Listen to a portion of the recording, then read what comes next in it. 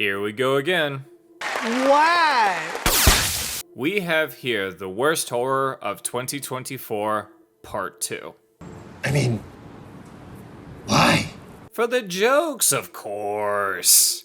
So with my best ofs and worst ofs part 1s, I mentioned that I would only be covering movies from the first half of the year. Well, apparently there were some stinkers I missed, so I guess I lied to your faces. Don't take it too personally. I'm just a terrible person. You may have also noticed that this list is short, and I am sorry to tell y'all, there were several stinkers out there that I just didn't get around to watching, like Mousetrap and The Exorcism.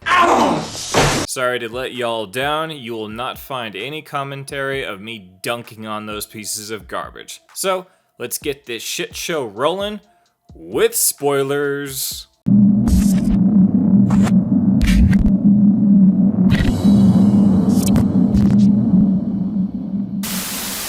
Latency. Hello, Hannah.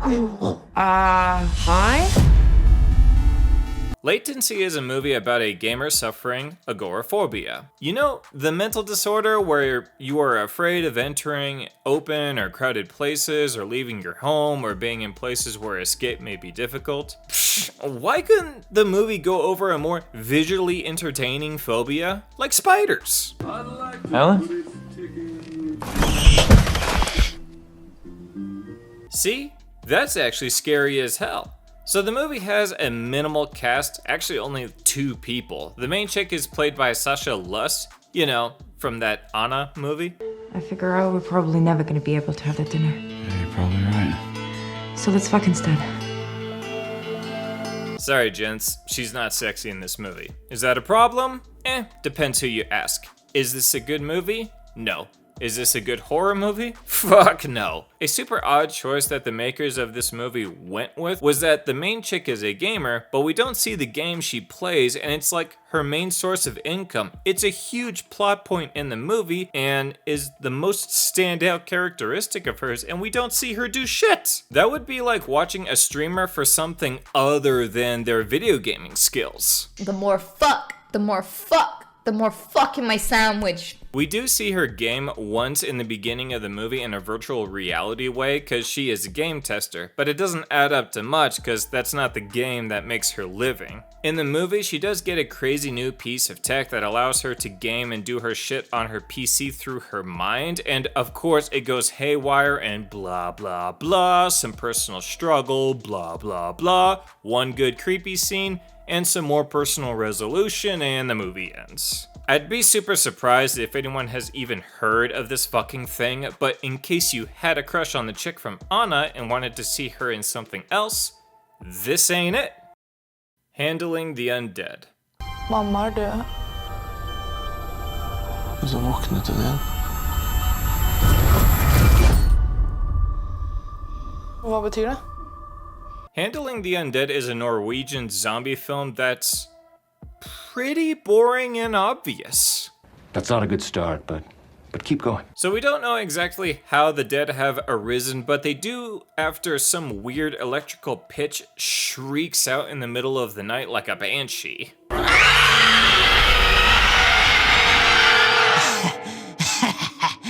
Wait, what? Not bad.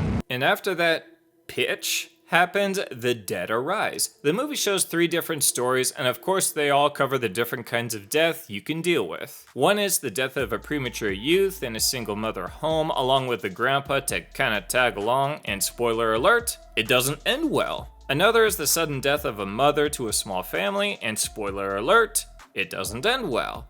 And the last story is an old woman, and I think it's either her sister or lover. I don't know, I really could go either way for all I know. Point is that she's alone, and her best friend or sister or past lover comes back. Anyways, for some fucking reason, it doesn't end well here either.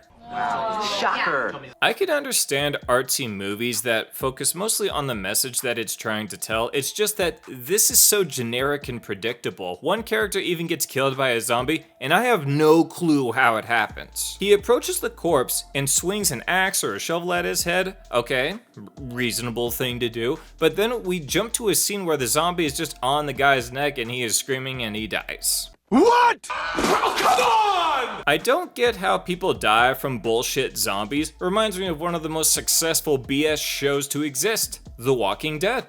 At what point do I fall on the ground and cower like a child? This almost went on my overrated list, but most of the picks on there had some redeeming qualities, but when I think of this movie, I think it's 100% skippable, mostly because it's all predictable and unoriginal. Y2K. That's pimp as hell.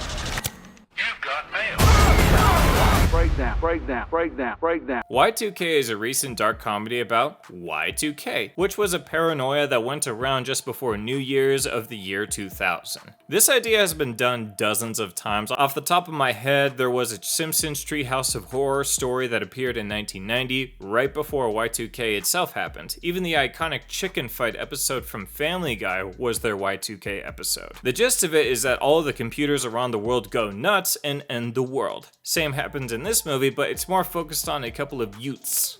Did you say utes? Yeah, 2 utes.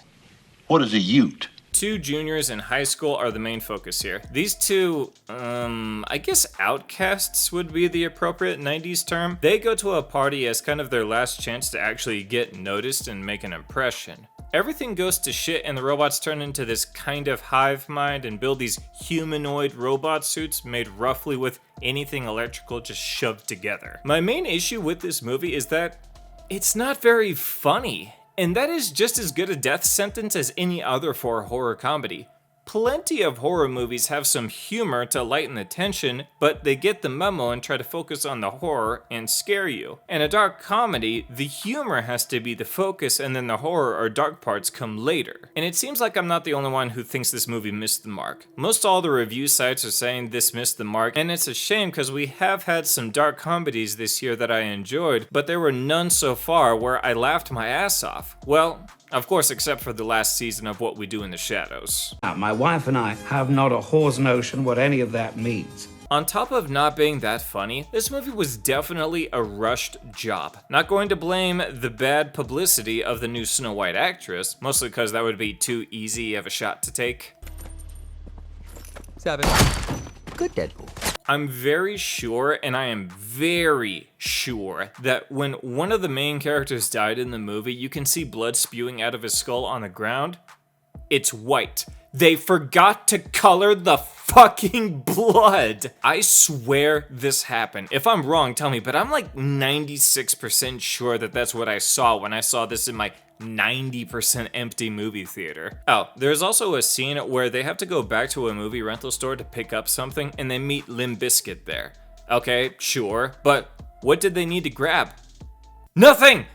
They fucking forgot to put that scene or whatever in there. Also, the main best friend kinda died too early in the movie. His death would have been much more impactful if they made him last a bit longer. Also, at the end of the movie, there's a speech given for inspiration, and it's about as effective as an actual high schooler giving a speech. It's shit, and they should have stopped before they even started. Anyways, if you wanna laugh at a 2024 horror comedy, Y2K ain't gonna cut it. Time cut. Time Cut is a Disney Channel MTV straight to Netflix version of Totally Killer, an okay time travel Back to the Future movie that came out not too long ago. I did a complete breakdown of this movie on my channel, feel free to check that out, because I really don't want to revisit this much, even in thought as I piss my bloody words onto my script.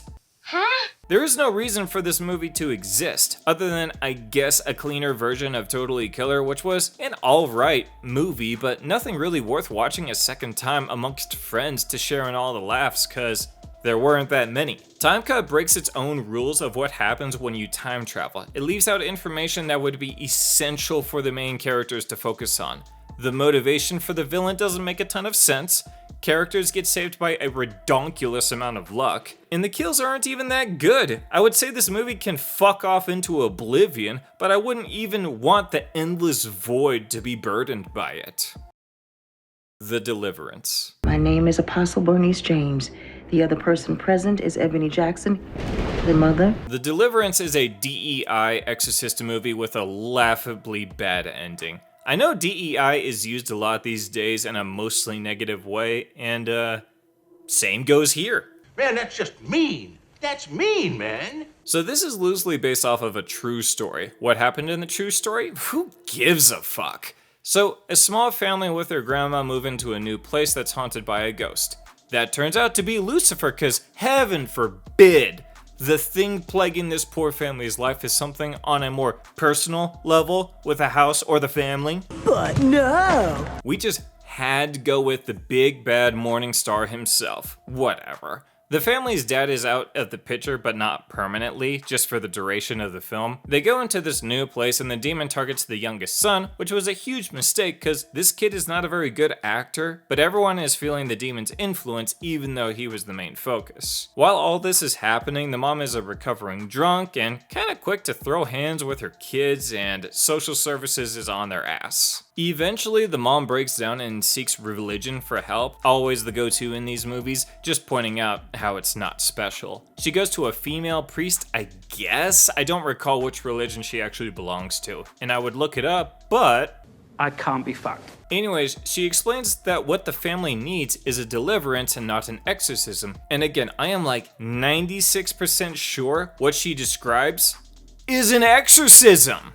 You just blowing from Stupid Town? This is a perfect example of someone giving a long-winded answer of how special and needed they are, but when you sift through their bullshit, you realize how unspecial and unneeded they are. Like the existence of HR. Man, that's just mean. That's mean, man. The ending has some laughably bad moments that could have tricked a lesser skeleton into believing this movie was a fun bad, cause the ending is the last impression. But don't you worry, my little devils, I was not tricked. This movie can suck my bony ass. Salem's Lot 2024. Andy, where are you? Andy, where are you?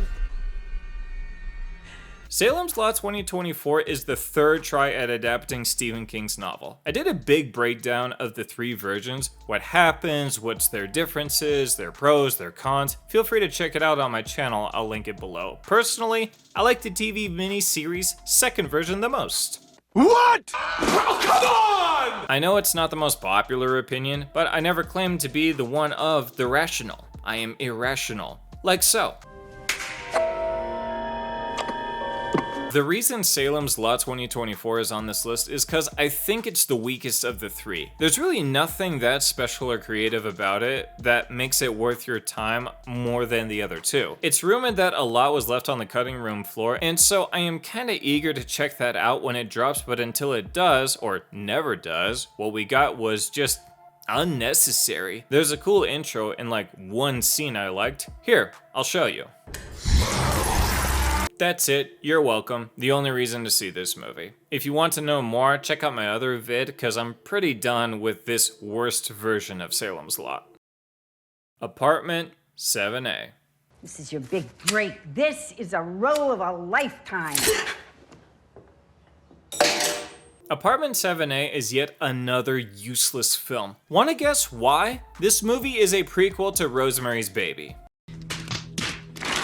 You know, Rosemary's Baby, the movie that nobody asked a prequel for. I did a bigger breakdown of this, feel free to check it out at the link below, but to quickly sum up, this was such wasted potential. The setup of Rosemary's Baby led to a lot of interesting questions. The cult, how connected they were, the history of the hotel. The problem is that this movie doesn't set out to answer any of them. It's pretty much the same fucking movie as Rosemary's Baby, except the main character is a dancer instead of a wife of a struggling actor. And it's a big bummer because the dancer in this movie is very likable. I would have loved for this movie to be good, but it's just a shit idea tied to a big name for the sake of getting attention. Well, congratulations, you got at least one dumbass to watch your movie. Makes me happy that most movies get their views and ticket sales based on people seeing it more than once, and ain't nobody gonna watch this garbage for a second time. Queen Rising. Do you remember the college town slangs? I think everybody in the country remembers the college town slangs. I was right in the middle of it. Queen Rising is a shit slasher film. The acting and voiceover dialogue is pretty forced throughout the entire movie. It's about a chick revisiting her past experience surviving a serial killer that terrorized the campus during her time at college. She is telling this story to a colleague of hers and they both work at a school. Like 90% of the movie takes place in the past. Her past, talking about her upbringing and then her time at college, and then the last 10% is her time in the present. Story structures like this really begs the question, why frame it like this? Why not just start the movie when she starts going to college? It's a twist reveal regardless of her telling the story to her colleague now, as opposed to her figuring it out as the story progresses, or us the audience figuring it out, or the other people figuring it out as the story progresses. Especially when we go down the line of suspects and there's no one left. Turns out the killer was the main chick. You want to know how to screw up a serial killer movie? Make all of the kills just fall into their lap. Seriously, this chick looks like she would weigh 80 pounds soaking wet, and she is beating and stabbing to death guys that are 2 to 3 times her size. And I don't want to hear any of that bullshit, size of the dog in the fight nonsense. If you saw the movie, and I'm willing to bet no one here saw this movie, that they wouldn't think that, especially after seeing how much muscle these gym bros got. And on top of all of that, there is no good reason why she got away with these kills. This movie takes place in modern day, you know, with like cameras and shit, and she is killing people on campus, and she's never wearing a mask, and I'm pretty sure none of the deaths take place at dark. It is high-level fantasy trying to portray this chick as a competent serial killer. I will give the movie some credit that some of the moments are so bad that they are good, but clearly not enough for me to remember for my underrated list of the year, because when I was reading my notes, I guess I didn't laugh enough to categorize this as a fun bad movie. But if you want to laugh a bit, you should subscribe to 7 Feet Under. The Crow remake.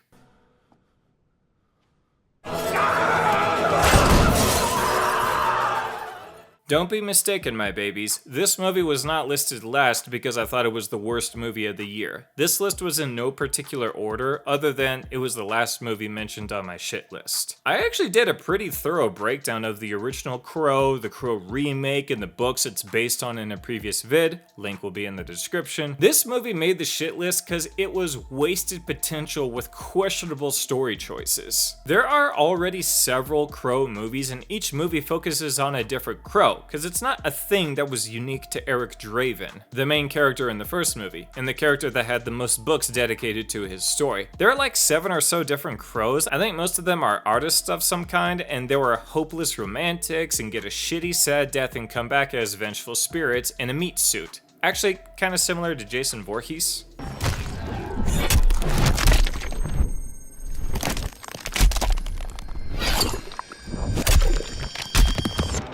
Except the Crow has an actual goal to achieve. So since Eric Draven was played so well by the late great actor, it really begs the question of why they chose to go the remake route instead of just having a different guy take on the Crow mantle. The Eric in the remake is a completely different guy than the original, so it doesn't make any sense to say that this was Eric. They do a few new things that had some potential in the remake, and some of the fight scenes are super fun and super well done. The problem is that there's only like 2 or 3 of them, and they wait till half the movie's runtime before we get the first one, and it's like 20 seconds long.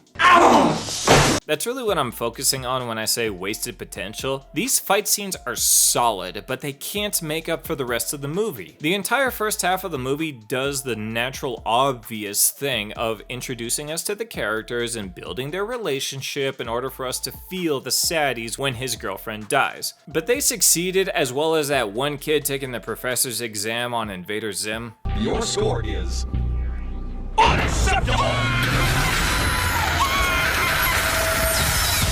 Yeah, it's crazy to have so much runtime dedicated to a couple, and at the end of their relationship, I don't give a shit about these two. They are incredibly unlikable. All they do is do drugs, party, and bang. Doesn't sound like prison, but this is just junky loser behavior. They are literally on the run and don't actually do anything. You would think that they would like skip town and move to a new state. You know that's a super easy thing to do in the US, right? You can just keep driving and eventually hit another state with zero issues. But no! They keep hitting the nightlife, filled with the kind of shady people that they are trying to avoid in the same state where those shady people work. Also, this villain is shit. Since there is some epic action in the second half of the movie, you would think the final boss would be action-packed. But no! It's mostly a conversation and then a few tricks and then our guy wins. That's it. The Crow remake could have been something dark and fun, but it seems to have been written by people who don't know how to show a couple that people would care about when they live or die and don't know how to build up a big bad. And that's all, folks.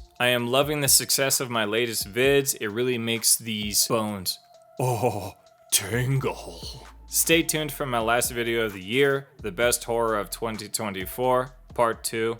Keep it spooky.